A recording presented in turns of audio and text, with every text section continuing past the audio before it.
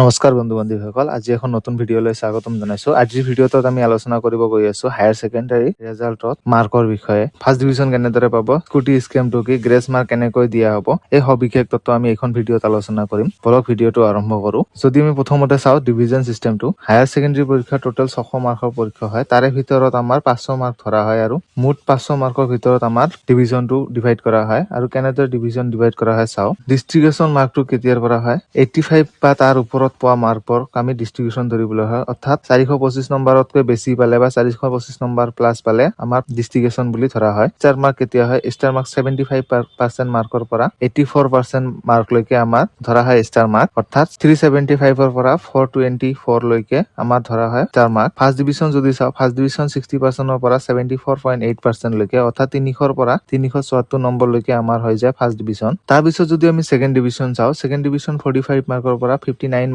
% লৈকে আমাৰ হয় ছেকেণ্ড ডিভিজন।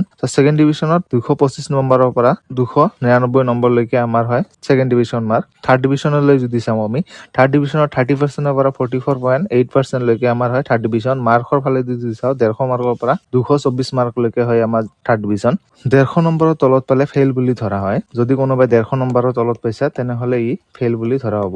ইয়াৰ পিছত যদি আমি চাওঁ স্কুটাৰ স্কিমখন, এতিয়া বহুতো গুৰুত্বপূৰ্ণ বিষয়টো হ'ল যে ডক্টৰ বাণীকান্তি কাকতি যিটো স্কুটি স্কিম আছে এইটো কেতিয়া পাব।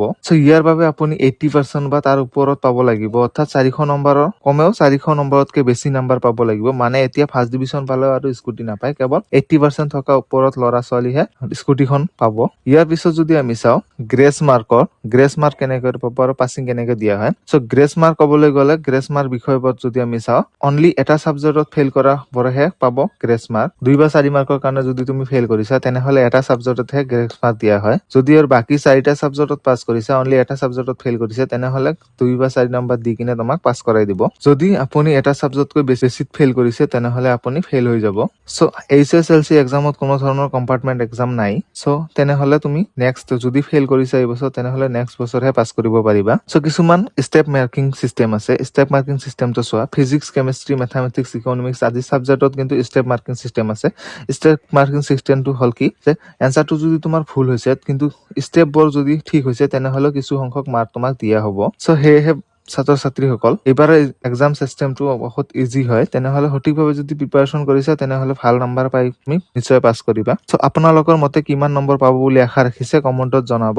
ভিডিঅ'টো যদি ভাল লাগি থাকে লাইক, শ্বেয়াৰ আৰু ছাবস্ক্ৰাইব কৰিবলৈ নাপাহৰিব। ধন্যবাদ।